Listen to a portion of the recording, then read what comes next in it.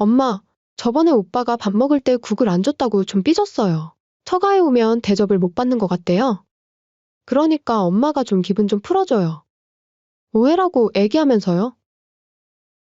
대접을 못 받는 것 같다 했다고?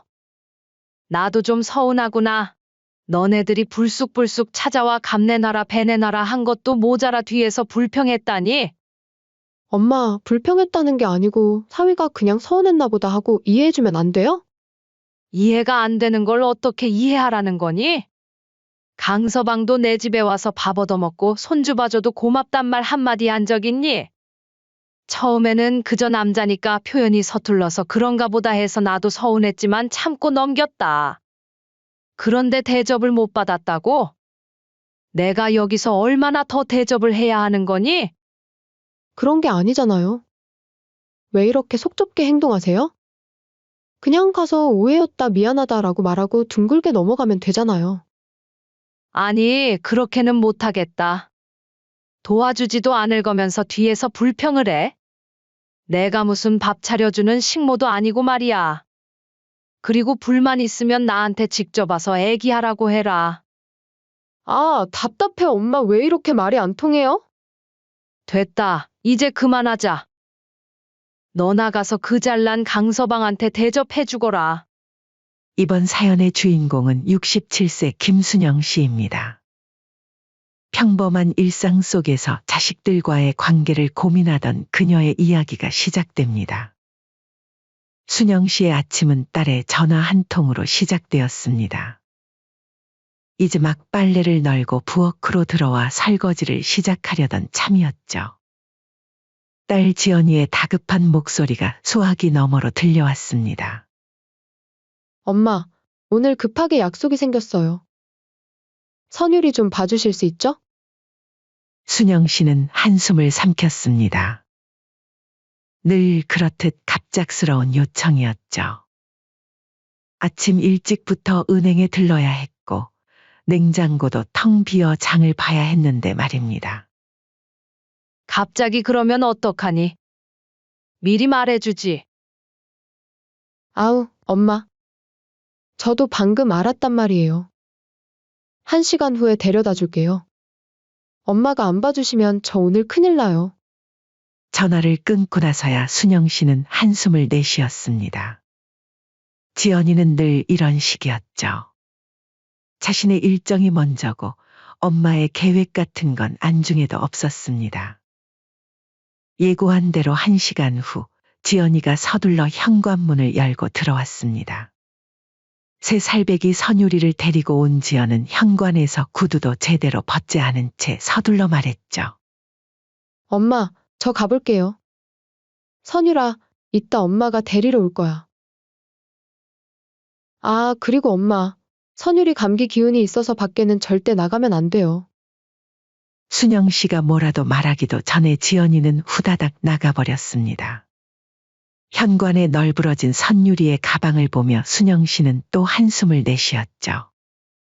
이제 은행은 가볼 엄두도 못 낼 상황이 되어버렸습니다. 할머니가 밥 해줄까? 선유리를 안아들고 부엌으로 향하는 순영 씨의 하루가 시작되었습니다. 아이를 돌보면서 집안일을 하는 게 쉽지는 않았죠. 설거지를 하려 하면 선유리가 욕실에서 물장난을 치고 빨래를 개려 하면 옷가지를 다 흐트려 놓았습니다. 할머니, 배고파. 선유리의 투정에 순영 씨는 서둘러 점심 준비를 했습니다. 아이가 좋아하는 으깬 감자를 만들고 달걀찜도 쪄냈죠. 그런데 막상 밥을 차려놓고 보니 선유리는 텔레비전만 보며 밥을 거의 먹지 않았습니다. 선율아, 할머니가 맛있게 해줬는데 먹어야지.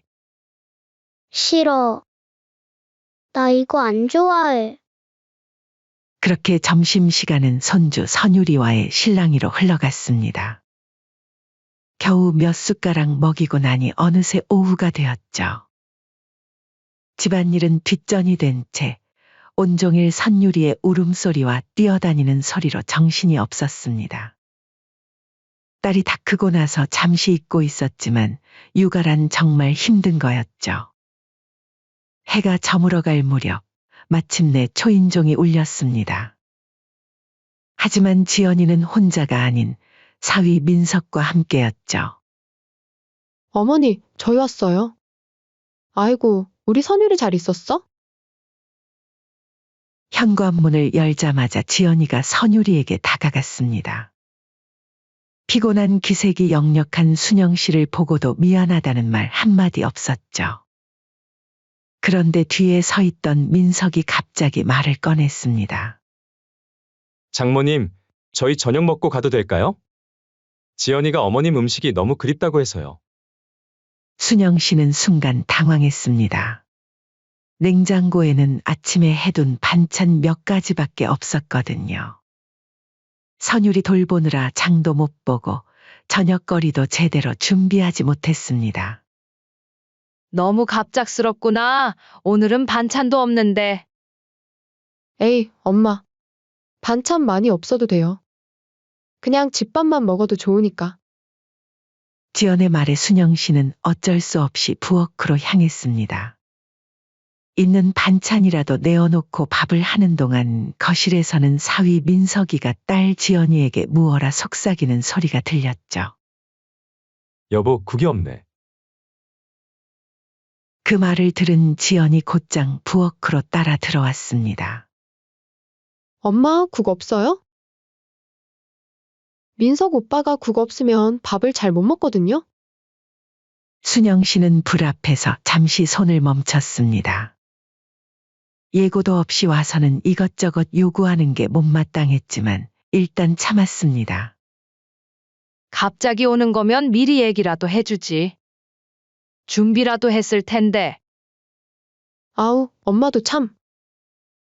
혼자서 적적할까봐 같이 식사해드리려고. 우리가 일부러 찾아온 건데, 앞으로는 안 올 수도 있어요. 딸 지연이의 말에 순영 씨는 깊은 한숨을 내쉬었습니다. 마치 자신들이 와주는 게 순영 씨를 위한 것인 양 말하는 딸의 태도가 순간 너무 서운했죠. 그래, 내 생각 해주는 건 고마운데 안아주면 나야 고맙지. 이렇게 말하는 순간 딸 지영이와 사위는 당황하더니 말을 이었죠. 에이, 엄마 또 삐지셨다 꼭 진심하고 반대로 말해요. 왜? 너네들 오면 일만 늘어나서 밖에서 만나는 게 좋지. 그렇게 막상 안았으면 좋겠다고 말을 하자 급하게 말을 돌렸죠. 밥상을 차리고 먹는 내내 사위 민석은 반찬을 골라 먹으며 장모님, 이 김치는 좀 신 것 같은데요? 사위 민석이의 말에 딸 지연이 얼른 거들었습니다. 맞아요, 엄마. 다음엔 김치도 좀 새로 담가주세요. 오빠가 신김치는 못 먹거든요. 순영 씨는 말없이 밥을 먹었습니다. 김치를 담그려면 또 얼마나 많은 일이 생길지 벌써부터 머리가 지끈거렸죠. 식사가 끝나고 설거지를 하는데도 딸과 사위는 도와주기는커녕 소파에 앉아 TV를 보며 이야기를 나눴습니다. 손주 선율이는 피곤했는지 소파에서 잠이 들었죠. 엄마, 저희 이제 가볼게요. 다음에 또 올게요. 현관문을 나서면서도 지연은 그날 하루 종일 엄마가 얼마나 고생했는지 전혀 눈치채지 못한 듯 했습니다. 이렇게 순영 씨의 하루는 늘 누군가의 필요에 의해 휘둘리곤 했습니다. 자신의 계획은 언제나 뒷전이었고 미리 연락 한 통 없이 찾아오는 게 당연하다는 듯한 자식들의 태도에 점점 지쳐가고 있었죠. 문득 거울 속 자신의 모습이 눈에 들어왔습니다. 언제부터 이렇게 늙어 보이기 시작했을까요? 하루 종일 허리도 펴보지 못하고 이리저리 뛰어다닌 탓에 온몸이 쑤셨습니다. 하지만 이건 시작에 불과했습니다. 순영 씨의 일상은 며칠 후 또다시 흔들렸습니다. 아침부터 울리는 전화벨 소리에 잠을 깼죠. 수화기 너머로 들려오는 딸 지연이의 목소리는 평소와 달리 날이 서 있었습니다. 엄마? 어떻게 된 거예요? 선율이가 감기가 더 심해졌잖아요. 순영 씨는 전화를 받자마자 쏟아지는 딸의 말에 당황했습니다. 지난번 선율이를 봐줬을 때는 멀쩡해 보였는데 말이죠. 무슨 소리야? 선율이가 어떻게 됐다고? 제가 분명히 말씀드렸잖아요. 선율이 감기 기운 있으니까 밖에 데리고 나가지 말라고요. 대체 어떻게 애 하나 못 보시는 거예요? 좀 더 조심했어야죠. 아니, 딱히 밖에 나간 적도 없는데 이상하다. 엄마? 제가 얼마나 고생하는 줄 아세요?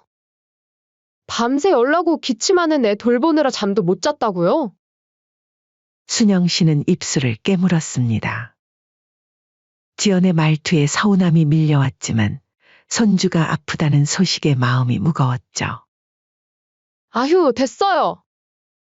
앞으로는 제가 시어머니한테 맡겨야겠어요. 거기는 그래도 애 봐주실 때 말씀을 잘 들으시거든요. 지연의 말은 순영 씨의 가슴을 찔렀습니다. 마치 자신이 손주도 제대로 돌볼 줄 모르는 할머니라도 되는 것처럼 들렸거든요. 게다가 시어머니와 비교하는 말투는 더욱 서운했습니다. 그래, 내 말이 맞다. 시어머니한테 맡기는 게 좋겠구나. 순영 씨의 담담한 대답에 지연은 잠시 말을 잃었습니다.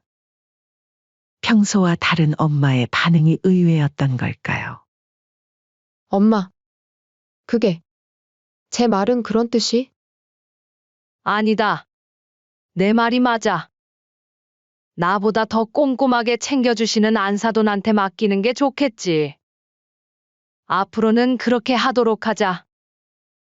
에휴, 엄마 또 삐지셨다, 그죠? 말이 그렇다는 거죠. 아무튼 다음부터는 조심해달라는 말이었어요. 전화는 그렇게 어색하게 끝났습니다. 그렇게 며칠이 지나고 주말이 되었습니다. 이번에도 예고 없이 딸 부부가 불쑥 찾아왔죠. 현관문을 열자마자 사위가 코를 살짝 찌푸렸습니다. 장모님, 집에서 좀 냄새 나지 않아요? 순영 씨는 당황했습니다. 방금 전까지 김치찌개를 끓이고 있었는데 그 냄새를 말하는 걸까요? 아니면 늘 맡던 집 냄새가 갑자기 불편하게 느껴진 걸까요? 아, 저녁 준비하고 있었는데 냄새가 안 빠졌나?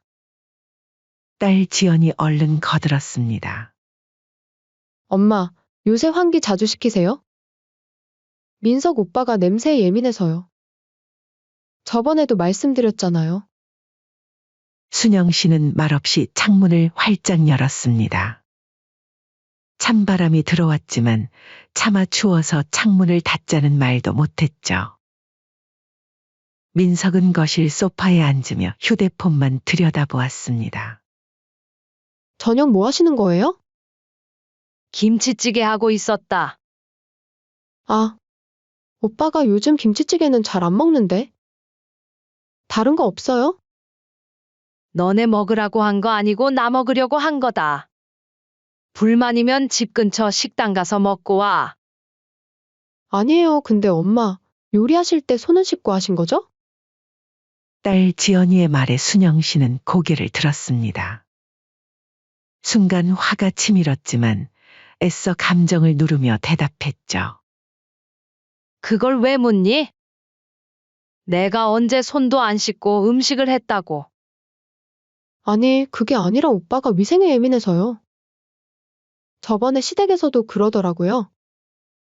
사위 민석이는 마치 자신은 아무 잘못이 없다는 듯 소파에 앉아 핸드폰만 만지작거렸습니다. 지연은 계속해서 이것저것 지적하며 부엌을 들락날락했죠. 매번 찾아올 때마다 이런 식이었습니다.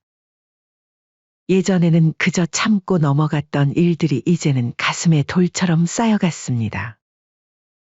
저녁 식사 시간, 순영 씨는 거의 말없이 밥을 먹었습니다. 딸 부부는 자기들끼리 이야기를 나누며 가끔씩 음식에 대한 평가를 했죠. 김치찌개가 좀 짜요. 밥이 좀 설 익은 것 같은데. 딸 지연이는 밥을 먹으면서도 계속해서 민석의 눈치를 살폈습니다. 그렇게 밥을 다 먹고 난 딸은 일어나며 순영 씨에게 다가와 애기했습니다. 엄마, 저번에 민석 오빠가 밥 먹을 때 국을 안 줬다고 좀 삐졌어요. 처가에 오면 대접을 못 받는 것 같대요. 그러니까 엄마가 좀 기분 좀 풀어줘요. 오해라고 애기하면서요. 대접을 못 받는 것 같다 했다고? 나도 좀 서운하구나. 너네들이 불쑥불쑥 찾아와 감 내놔라 배 내놔라 한 것도 모자라 뒤에서 불평했다니? 엄마, 불평했다는 게 아니고 사위가 그냥 서운했나 보다 하고 이해해주면 안 돼요? 이해가 안 되는 걸 어떻게 이해하라는 거니? 강서방도 내 집에 와서 밥 얻어먹고 손주 봐줘도 고맙단 말 한마디 한 적 있니? 처음에는 그저 남자니까 표현이 서툴러서 그런가 보다 해서 나도 서운했지만 참고 넘겼다. 그런데 대접을 못 받았다고? 내가 여기서 얼마나 더 대접을 해야 하는 거니? 그런 게 아니잖아요. 왜 이렇게 속 좁게 행동하세요? 그냥 가서 오해였다 미안하다라고 말하고 둥글게 넘어가면 되잖아요. 아니, 그렇게는 못하겠다. 도와주지도 않을 거면서 뒤에서 불평을 해? 내가 무슨 밥 차려주는 식모도 아니고 말이야. 그리고 불만 있으면 나한테 직접 와서 애기하라고 해라. 아, 답답해 엄마 왜 이렇게 말이 안 통해요? 됐다. 이제 그만하자. 너 나가서 그 잘난 강서방한테 대접해주거라. 그날 밤 순영 씨는 오랜만에 잠을 이루지 못했습니다. 자식을 키우며 평생을 바쳤는데 언제까지 자식에게 이런 대접을 받아야 하는 걸까요? 이제는 뭔가 달라져야 할 것 같았습니다. 순영 씨는 창가에 서서 깊은 한숨을 내쉬었습니다. 달빛은 여전히 그 자리에 고요히 비치고 있었지만 그녀의 마음속에는 이미 작은 변화의 바람이 일기 시작했습니다. 며칠 동안 고민하던 순영 씨는 마침내 결심을 굳혔습니다. 30평이 넘는 아파트를 혼자 관리하는 게 무슨 의미가 있나 싶었죠. 매일 아침 쓰지도 않는 방을 청소하고 누군가 올까봐 냉장고를 가득 채워두는 이 생활이 문득 허무하게 느껴졌습니다. 지난 명절 때였습니다. 이틀 내내 음식을 준비하고 차리고 치우느라 허리가 끊어질 것 같았는데 사위 민석은 밥상에 앉자마자 한숨부터 쉬었죠. 장모님, 이 김치찌개 좀 짠 것 같아요. 다시 끓여주시면 안 될까요? 밥도 좀 설 익은 것 같고. 그때도 순영 씨는 참았습니다. 하지만 이제는 지쳤죠. 내가 이렇게까지 해야 하나? 이웃집 최 씨가 들렀다가 한 말이 귀에 맴돌았습니다. 요즘 원룸이 딱이야. 우리 동네 새로 지은 건물 있잖아. 거기 가봤는데 깔끔하더라고. 혼자 살기 딱이야. 요즘 노후에 관리하기 힘들면 많이들 간다고 하더라고. 처음엔 웃어넘겼던 그 말이 이제는 진지하게 다가왔습니다. 마침 그때 딸 지연이에게서 또 전화가 왔습니다. 늘 그렇듯 예고 없는 방문 통보였죠. 엄마, 내일 저희 갈게요. 오빠가 엄마가 해주시는 김치찌개가 먹고 싶대요. 순영 씨는 깊은 숨을 들이마셨습니다. 미안하다. 내일은 안 될 것 같구나. 네? 무슨 일 있으세요? 이사 준비 중이야. 이사요? 어디로요? 원룸으로 갈 거야. 전화기 너머로 잠시 정적이 흘렀습니다. 그리고 이어진 딸 지연이의 놀란 목소리. 네? 원룸이요? 엄마 미쳤나 봐요. 무슨 원룸이에요? 답답하게. 순영 씨의 목소리는 어느 때보다 단단했습니다. 왜? 내가 원룸에서 살면 안 되는 이유라도 있니? 그야 당연하죠. 저희가 갈 때마다 어디서 자고 밥은 어디서 먹고. 순영 씨는 웃음이 났습니다. 참 오랜만에 나오는 시원한 웃음이었죠. 그러니까 이제 오지 마. 네? 너희들 편하자고 내가 이 큰 집 지키고 있는 줄 아니? 이제는 나도 내 편한 대로 살고 싶어? 지연의 목소리가 떨렸습니다. 엄마, 갑자기 이러시는 이유가 뭐예요? 저희가 뭘 잘못했는데요? 갑자기가 아니야. 강서방이 음식 투정할 때, 내가 이것저것 트집 잡을 때 그때마다 다 참았는데 이제는 지쳤어. 다음 날부터 순영 씨는 본격적으로 집을 보러 다니기 시작했습니다. 여러 군데를 둘러보다가 마침내 마음에 드는 곳을 찾았죠. 대형마트 근처의 깔끔한 원룸이었습니다. 아주머니, 여기 정말 좋죠? 새 건물이라 깨끗하고 보안도 좋고 무엇보다 관리하기 편해요. 부동산 중개인의 말처럼 모든 면에서 마음에 들었습니다.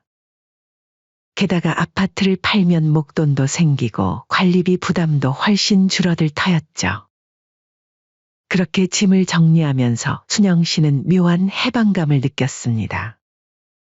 그동안 자식들 올까봐 버리지 못하고 모아둔 물건들을 하나둘 정리하니 마음도 가벼워졌죠. 이사날 예상대로 지연과 민석이 찾아왔습니다. 원룸 안으로 들어서자마자 둘의 표정이 굳어졌죠. 엄마, 여기서 어떻게 사시려고? 이렇게 좁아서. 딸은 주변을 둘러보다가 작은 주방 앞에서 멈춰 섰습니다. 엄마, 이 주방으로는 음식도 제대로 못 하시겠어요. 냉장고도 작고. 순영 씨는 환하게 웃었습니다. 그러게. 이제 너희 올 때마다 큰 상 차릴 일도 없겠다. 아쉬워서 어떡하니? 다음 날부터 생활은 완전히 달라졌습니다. 더 이상 큰 집을 치우느라 허리가 아플 일도 없고 누가 올까봐 냉장고를 가득 채워둘 필요도 없었죠. 시장에 가서 먹고 싶은 것만 사고 하고 싶은 일만 하면 되는 거였습니다. 며칠 뒤 딸 지연이에게서 또 전화가 왔습니다. 엄마, 원룸으로 이사하고 나니까 엄마 집에 가기가 힘들어요. 그래서 말인데 다시 아파트로 이사 가면 안 돼요? 왜 그렇게 생각해? 오고 싶으면 오면 되잖아. 거기선 좁아서 가족끼리 쉴 수가 없잖아요. 순영 씨는 말을 자르고 웃으며 대답했습니다. 아니야. 너희는 시댁이 있잖니? 쉬고 싶으면 거기로 가고 내가 보고 싶을 때나 오거라. 나는 나대로 편하게 살 거야. 그렇게 순영 씨의 새로운 삶이 시작되었습니다. 더 이상 누군가의 눈치를 보지 않아도 되고 누군가를 위해 무리할 필요도 없는 삶. 작은 창문 너머로 보이는 도시의 불빛들이 그 어느 때보다 반짝여 보였습니다. 밤이 깊어갈수록 순영 씨의 마음은 더욱 단단해졌습니다. 이제야 비로소 진짜 나로 살아갈 수 있을 것 같았죠. 누군가의 엄마나 장모가 아닌 그저 나로 살아갈 수 있는 시간. 이제야. 진짜 내 삶을 살게 됐구나. 작은 원룸이지만 이곳에서의 새로운 시작이 그 어느 때보다 기대됐습니다. 더 이상 누구의 눈치도 보지 않고 자신만의 공간에서 자신만의 시간을 가질 수 있다는 게 얼마나 행복한 일인지 이제야 깨달았습니다. 그렇게 시간이 흘러 명절이 다가오자 딸 지연이에게서 전화가 왔습니다. 예전 같았으면 당연히 본가에 모일 거라 생각했던 모양이었죠. 엄마, 이번 명절에는 어떡하죠? 순영 씨는 차분하게 대답했습니다. 뭐가 어떡하긴? 너희 시댁에서 편하게 보내. 아니, 저희 엄마 댁에 가려고요. 여기? 원룸인데 어떻게 오려고? 좁아서 다들 앉지도 못하는데. 지연의 목소리가 조금 들떴습니다. 괜찮아요. 저희가 도시락이랑 다 싸가지고 갈게요. 순영 씨는 피식 웃었습니다. 그럼 더더욱 안 되지. 여기 주방도 작은데 설거지는 어디서 하려고? 너희끼리 편하게 지내. 명절 당일 결국 고집을 부리더니 딸과 사위가 원룸을 찾아왔습니다. 도시락과 반찬통을 한가득 들고 왔지만 막상 들어와 보니 앉을 자리도 마땅치 않았죠. 엄마, 여기서 어떻게 밥을 먹죠? 작은 테이블에는 겨우 두 사람이 앉을 자리뿐이었습니다. 사위는 쪼그려 앉아 불편한 자세로 밥을 먹어야 했죠. 불편하지? 그러니까 내가 오지 말라고 했잖아. 어쩜 그렇게 고집이 셀까? 순영 씨의 말에 지연은 아무 말도 못했습니다. 예전에는 큰 밥상에 둘러앉아 편하게 먹던 게 떠올랐나 봅니다. 장모님, 화장실은 어디? 아, 화장실? 저기 있는데 좀 좁아서 불편할 거다. 강서방은 키가 크니까 더 불편할 텐데. 사위는 머쓱한 표정으로 화장실로 향했습니다. 잠시 후 나온 그의 얼굴이 붉어져 있었죠. 저희 이제 시댁으로 가봐야 할 것 같아요. 아이고, 벌써? 거기는 넓으니까 편하게 쉬러 가거라.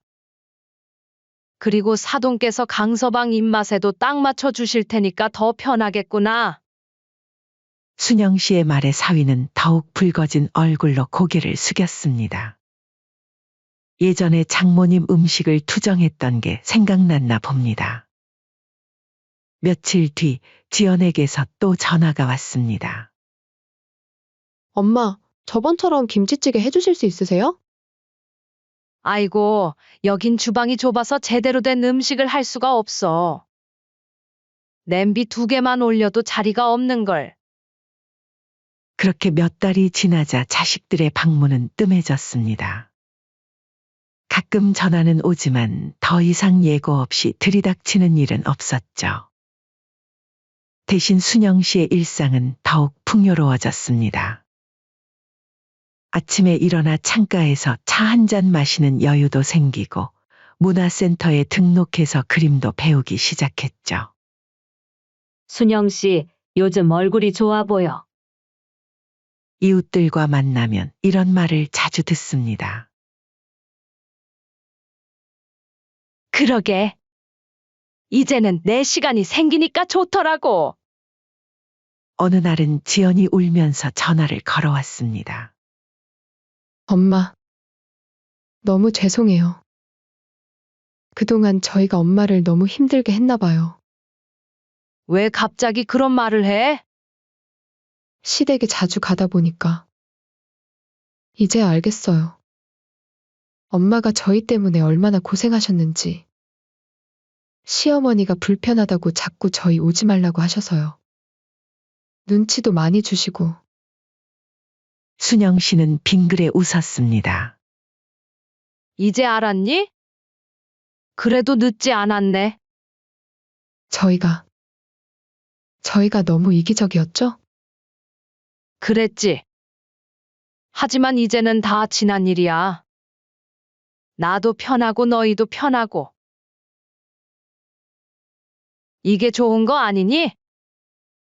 전화를 끊고 나서 순영 씨는 창밖을 바라봤습니다. 작은 창문이지만 그 너머로 보이는 하늘이 그 어느 때보다 크고 넓어 보였죠. 이제야 진짜 내 삶을 살게 됐구나. 주말이면 혼자만의 시간을 보내는 게 익숙해졌습니다. 더 이상 누군가를 위해 장을 보고 음식을 하고 치우느라 시간을 보내지 않아도 됐죠. 대신 친구들과 영화도 보러 가고 카페에서 수다도 떨고 가끔은 혼자 여행을 다녀오기도 합니다. 이런 게 행복이구나 싶은 순간들이 하나둘 늘어갔죠. 명절이 다가올 때면 이제는 자식들이 먼저 물어봅니다. 엄마, 저희가 잠깐 들를게요. 불편하시지 않게 금방 가고. 알았어. 그런데 밥은 먹고 와. 여기서는 제대로 된 상을 차릴 수가 없으니까. 아니면 밖에 나가서 먹고 오자 어때? 이런 대화가 이제는 자연스러워졌습니다. 더 이상 누구도 불편해하지 않고 서로의 공간을 존중하게 된 거죠. 엄마. 그래도 엄마가 해주시는 음식이 최고였어요. 이제는 너무 그리워요. 그래? 그때는 맨날 불평불만이던데. 죄송해요. 아니야. 이제는 다 지난 일이야. 너희도 이제 제대로 된 어른이 된 것 같네. 이렇게 서로 거리를 두니 오히려 관계는 더 좋아졌습니다. 더 이상 의무감에 찾아오는 일도 없고 부담스러운 기색도 없어졌죠. 작은 원룸이지만 이곳에서의 삶이 순영 씨에겐 천국입니다. 더 이상 누구의 눈치도 보지 않고 자신만의 공간에서 자신만의 시간을 가질 수 있다는 게 얼마나 행복한 일인지 이제야 제대로 알게 됐습니다. 창밖으로 떨어지는 햇살을 바라보며 순영 씨는 미소 지었습니다. 늦게 찾은 자유지만 그래서 더욱 달콤한 자유였습니다.